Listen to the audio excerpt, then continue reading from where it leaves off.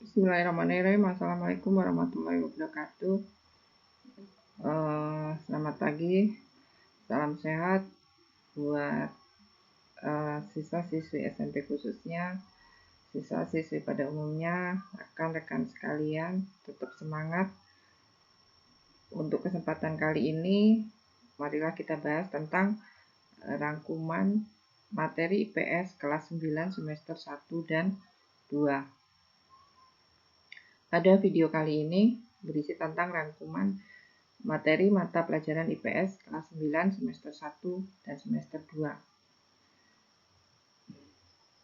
Apa yang akan kita bahas di kelas 9 dari semester 1 sampai semester 2 ternyata ada 4 bab, yaitu yang pertama bab 1 interaksi antar negara Asia dan negara lainnya.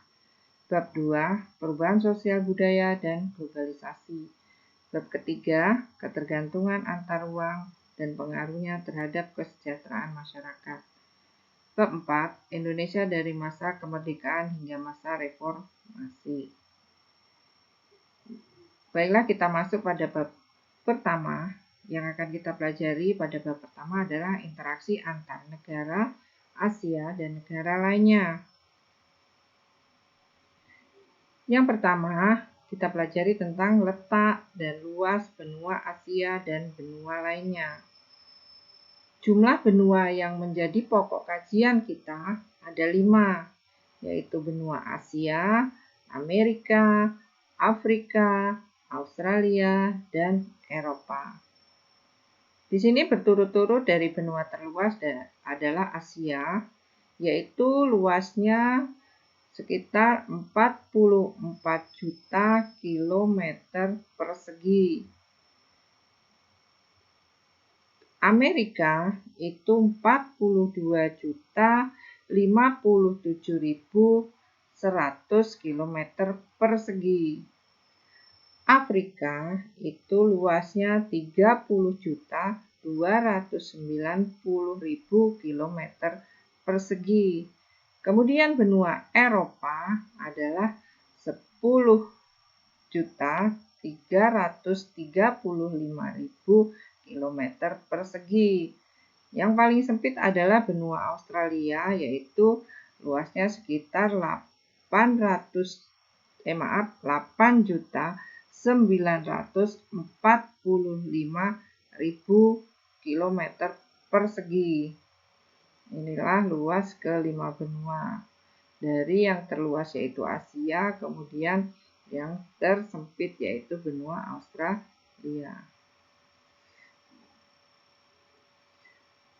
Yang kedua adalah kondisi alam negara-negara di dunia. Ini yang akan kita pelajari. Fokus pembahasan pada negara Jepang, Amerika Serikat, Inggris, Australia, dan Mesir. Pembahasan terkait keadaan alam meliputi lokasi, iklim, bentuk muka bumi, flora, dan fauna. Ketiga yang kita pelajari adalah dinamika penduduk benua di dunia. Perubahan terhadap kependudukan terjadi karena adanya kelahiran, natalitas, kematian, mortalitas, dan migrasi perpindahan penduduk. Ketiganya menyebabkan terjadinya dinamika penduduk, yaitu perubahan terkait jumlah, distribusi, dan komposisi penduduk. Yang keempat adalah pengaruh perubahan ruang dan interaksi antar ruang di Asia dan benua lainnya. Perubahan ruang dan interaksi antar ruang dapat terjadi dalam lingkup sempit maupun lingkup luas. Dalam lingkup sempit, perubahan antar ruang terjadi antara desa dan kota. Sedangkan dalam lingkup luas, perubahan terjadi antar negara dan benua. Kita masuk ke bab 2. Yang akan kita pelajari di bab ini adalah perubahan sosial budaya dan globalisasi. Pertama yang kita bahas adalah perubahan sosial budaya. Perubahan sosial budaya terjadi adalah perubahan di dalam masyarakat tidak dapat dihindari. Karena perubahan tersebut terkait dengan perubahan pada lembaga, pada nilai, perilaku, organisasi, kelompok, dan lapisan sosial. Perubahan sosial budaya meliputi berbagai hal seperti cara berpikir, berperilaku, dan perubahan alat-alat untuk memenuhi kebutuhan manusia. Kingsley Davis berpendapat bahwa perubahan sosial merupakan perubahan terhadap sistem, struktur, dan fungsi sosial dalam masyarakat.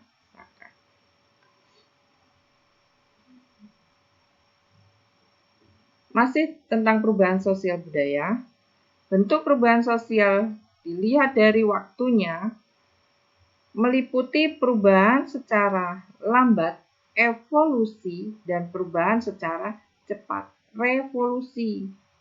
Ini kalau dilihat dari waktunya, ada lambat, ada cepat.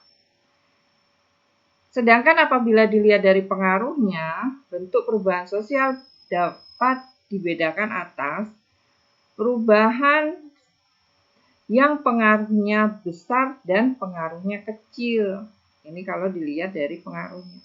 Sedangkan kalau dilihat dari perencanaannya, bentuk perubahan sosial dibedakan atas perubahan yang direncanakan dan perubahan yang tidak direncanakan. Ini kalau dilihat dari perencanaannya. Kita lanjutkan. Masih perubahan sosial budaya, yaitu faktor penyebab terjadinya perubahan sosial budaya. Ini ada faktor penyebabnya. Yang pertama adalah bertambah dan berkurangnya penduduk. Faktor yang kedua adalah adanya penemuan baru. Faktor penyebab yang ketiga terjadinya konflik. Faktor yang keempat adanya pemberontakan. Faktor penyebab yang kelima perubahan lingkungan alam. Faktor penyebab yang keenam terjadinya peperangan. Faktor yang terakhir adalah adanya pengaruh kebudayaan masyarakat lain. Masih perubahan sosial budaya. Adapun faktor penghambat perubahan sosial budaya adalah 1. Kehidupan masyarakat terasing. 2. Perkembangan ilmu pengetahuan dan yang terlambat. Sikap masyarakat yang tradisional. 4. Adanya prasangka terhadap hal baru atau asing. Yang kelima, adanya adat istiadat. Ini faktor penghambat perubahan sosial budaya. Sekarang kita pelajari tentang yang kedua adalah globalisasi. Apa itu globalisasi? Menurut Pasteur, globalisasi adalah suatu proses sosial yang di dalamnya kendala geografis terhadap perubahan sosial budaya menjadi berkurang. Oh, ternyata globalisasi menurut Pasteur adalah suatu proses sosial yang di dalamnya kendala geografis terhadap perubahan sosial budaya menjadi berkurang. Globalisasi menjadikan seluruh bangsa dan negara di dunia semakin terkait dengan meniadakan batas geografi, batas ekonomi, batas sosial, dan batas budaya. Bentuk-bentuk globalisasi terjadi dalam bidang budaya, komunikasi, ekonomi, iptek, dan transportasi. Masih globalisasi, kita pelajari tentang dampak globalisasi. Ternyata globalisasi berdampak positif dan berdampak negatif. Di sini ada dampak positif globalisasi. Ini dampak positifnya. 1. Berkembangnya ilmu pengetahuan dan teknologi. Yang kedua, meningkatnya efektivitas dan efisiensi. Yang ketiga, perekonomian suatu negara semakin meningkat. Yang keempat, taraf hidup masyarakat meningkat. Yang kelima, komunikasi semakin mudah dan cepat. Yang keenam, berkembangnya dunia pariwisata.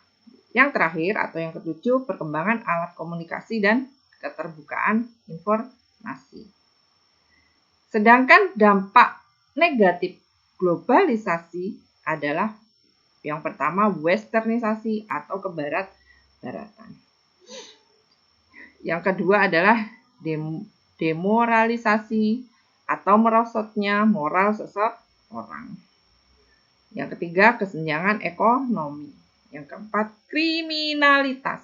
Yang kelima, pencemaran lingkungan. Yang keenam, kenakalan remaja. Yang ketujuh, individualisme semakin tinggi. Kita masuk pada bab 3, yaitu yang akan kita bahas, ketergantungan antar uang dan pengaruhnya terhadap kesejahteraan masyarakat. Yang akan kita pelajari yang pertama adalah perdagangan internasional. 1. Tidak ada suatu negara mampu memenuhi semua kebutuhan negaranya sendiri karena ada barang tertentu yang tidak mereka produksi. Barang yang dihasilkan suatu negara berbeda dengan barang yang dihasilkan oleh negara lain. Hal ini yang menyebabkan terjadinya pertukaran barang antara satu negara dengan negara yang lain. Dengan demikian, negara yang kelebihan barang akan menjual ke luar negeri yang disebut dengan ekspor.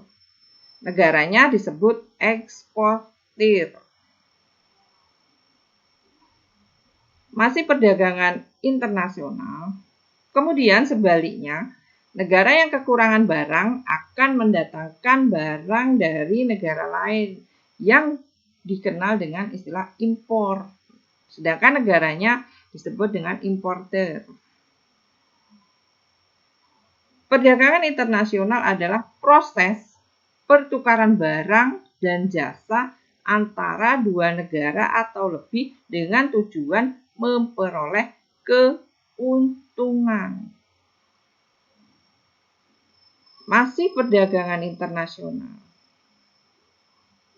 Kreativitas adalah kemampuan seseorang untuk melahirkan sesuatu yang baru. Ini kreativitas. Kemampuan seseorang untuk melahirkan sesuatu yang baru. Baik yang berupa gagasan atau karya nyata yang berbeda dengan sebelumnya. Perekonomian mengalami transformasi yang semula berbasis sumber daya alam menjadi berbasis sumber daya manusia. Ekonomi kreatif merupakan pengembangan konsep yang berlandaskan sumber aset kreatif dengan harapan mampu meningkatkan pertumbuhan ekonomi. Masih perdagangan internasional. Yang akan kita bahas adalah faktor yang mendorong terjadinya perdagangan internasional. Yang mendorong terjadinya perdagangan internasional adalah adanya perbedaan di bawah ini. Adanya perdagangan internasional karena ada perbedaan yang pertama, perbedaan sumber daya alam yang dimiliki oleh suatu negara. Yang kedua, perbedaan tingkat kualitas sumber daya alamnya. Yang ketiga, perbedaan ilmu pengetahuan dan teknologinya. Yang keempat, perbedaan budaya suatu bangsa. Yang kelima, harga barang, upah, biaya produksi, dan selera. Yang keenam, mengembangkan ekonomi kreatif berdasarkan potensi wilayah untuk meningkatkan kesejahteraan masyarakat. Masih perdagangan internasional. Kekayaan potensi seni budaya dari berbagai daerah merupakan fondasi yang kuat bagi perkembangan industri kreatif, yaitu dengan adanya aneka ragam kerajinan dan berbagai produk masyarakat Indonesia. Pemerintah telah mengidentifikasi sebanyak 14 lingkup industri kreatif meliputi periklanan, arsitektur, pasar barang seni, kerajinan, desain, fashion, video film, dan fotografi. Selain itu, permainan interaktif, musik, seni pertunjukan, penerbitan, percetakan, layanan komputer, televisi, dan radio, riset, dan pengembangan. Kita masuk ke yang kedua, yaitu memanfaatkan persaingan sebagai peluang untuk meraih keunggulan ekonomi bangsa. Faktor yang mempengaruhi perdagangan internasional adanya keunggulan komparatif dan keunggulan mutlak. Keunggulan komparatif menyatakan bahwa suatu negara mampu menghasilkan barang dan jasa lebih banyak dengan biaya murah daripada negara lain. Keunggulan mutlak terjadi apabila suatu negara dapat menghasilkan komoditas tertentu dengan lebih efisien dibandingkan dengan negara yang lain. Masuk ke pembahasan yang ketiga, yaitu pengembangan pusat-pusat keunggulan ekonomi untuk kesejahteraan masyarakat. Keunggulan ekonomi yang dimiliki bangsa Indonesia itu dapat menjadi potensi peluang untuk kesejahteraan masyarakat. Pusat keunggulan ekonomi di negara kita ada yang dikelola oleh pemerintah. Namun ada pula yang dikelola oleh investor asing, misalnya PT Freeport Indonesia, Pertamina, dan Bati Indonesia. Pengaruh yang ditimbulkan dengan adanya pusat keunggulan ekonomi antara lain migrasi penduduk, transportasi, lembaga sosial, pendidikan, dan lapangan pekerjaan. Masuk ke yang keempat, pembahasan kita tentang pasar bebas. Apa itu pasar bebas? Pasar bebas atau perdagangan bebas adalah kebijakan di mana pemerintah tidak melakukan diskriminasi terhadap impor dan ekspor.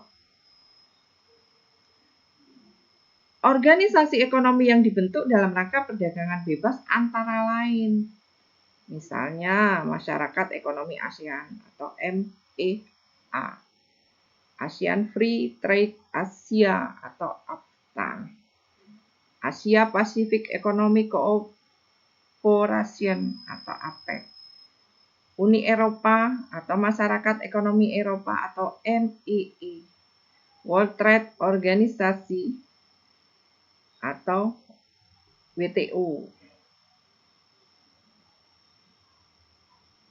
Untuk bab yang selanjutnya di kelas 9 atau bab 4 ini adalah bab terakhir yang akan kita pelajari di kelas 9, khususnya untuk mata pelajaran IPS.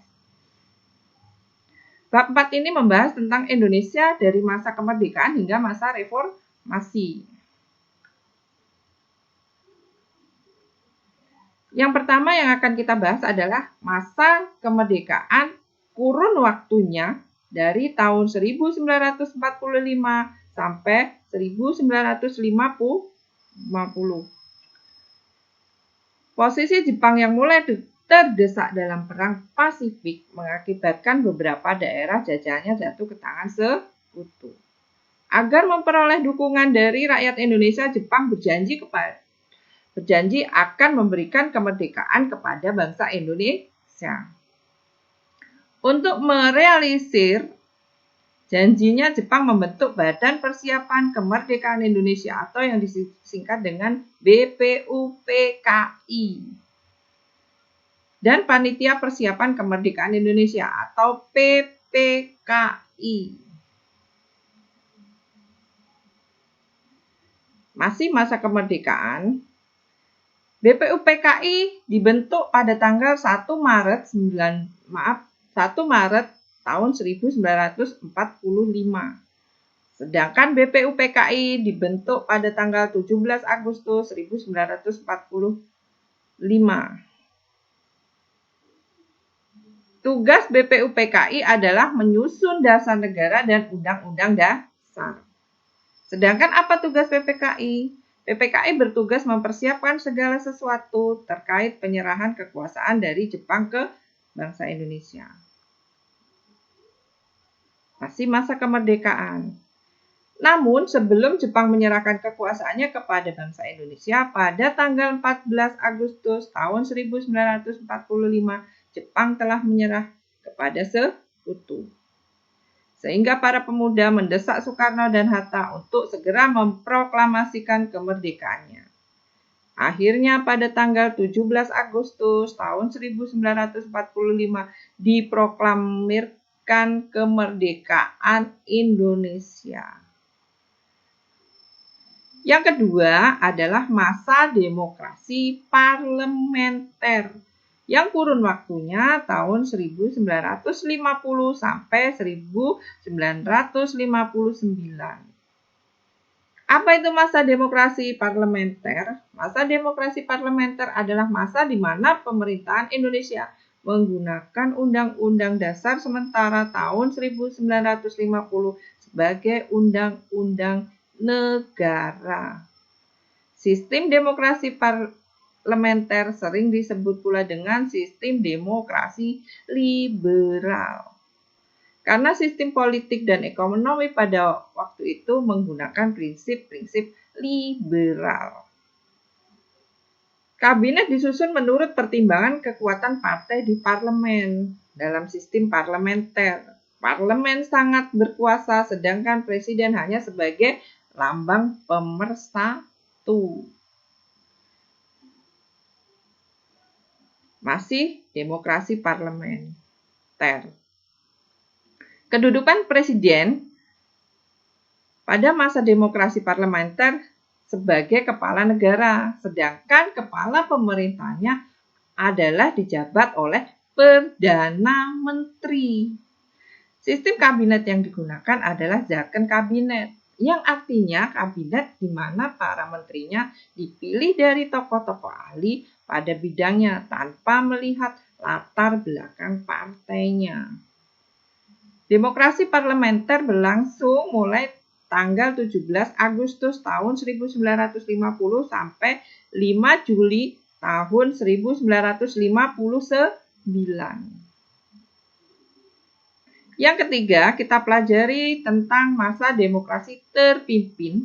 Kurun waktunya adalah tahun 1959 sampai 1965. Sistem demokrasi terpimpin digunakan dalam pemerintahan di Indonesia karena pelaksanaan demokrasi parlementer terjadi ketidakstabilan dalam pemerintahan. Masa demokrasi terpimpin adalah masa di mana Indonesia menerapkan suatu sistem pemerintahan dengan semua keputusan berpusat kepada kepala negara. Masa demokrasi terpimpin dimulai sejak dikeluarkannya Dekrit Presiden 5 Juli tahun 1959 sampai dengan tahun 1965. Masuk ke yang keempat yang akan kita bahas atau kita pelajari adalah masa Orde Baru. Masa Orde Baru kurun waktunya tahun 1966 sampai 1998. Lahirnya Orde Baru diawali dengan dikeluarkannya Surat Perintah 11 Maret atau Super Semar, yaitu tahun 1966. Orde Baru muncul akibat stabilitas nasional terancam, sedangkan situasi perekonomian yang terus memburuk. Harga kebutuhan pokok itu terus melambung tinggi. Kondisi ini memicu para pemuda dan mahasiswa melakukan aksi demonstrasi dengan memandangkan Tritura atau 3 tuntutan rakyat. Reformasi merupakan suatu gerakan. Kita bahas yang kelima yaitu masa reformasi tahun kurun waktunya 1998 sampai sekarang. Baru kita bahas. Reformasi merupakan suatu gerakan yang menghendaki adanya perubahan kehidupan bermasyarakat, berbangsa dan bernegara ke arah yang lebih baik. Seperti halnya munculnya Orde Baru, masa reformasi dilatar belakangi dengan adanya krisis ekonomi yang melanda beberapa negara termasuk negara kita yaitu Indonesia. Keadaan ini diperparah dengan terkuaknya praktik korupsi, kolusi, dan nepotisme atau KKN di kalangan pejabat pemerintah. Masih masa reformasi yang akan kita bahas adalah dampak dari situasi ini adalah terjadinya demonstrasi oleh para mahasiswa yang menuntut penurunan harga sembako, penghapusan monopoli, dan KKN. Bahkan para mahasiswa juga menuntut Presiden Soeharto turun dari jabatannya. Akhirnya, pada tanggal 11 Mei, Presiden Soeharto mengundurkan diri dan menyerahkan jabatan presiden kepada wakilnya yaitu B.J. Habibie. Alhamdulillah, demikian rangkuman materi PS kelas 9 semester 1 dan semester 2 sudah selesai. Semoga bermanfaat buat kita semua. Terima kasih. Saya akhiri. Wassalamualaikum warahmatullahi wabarakatuh.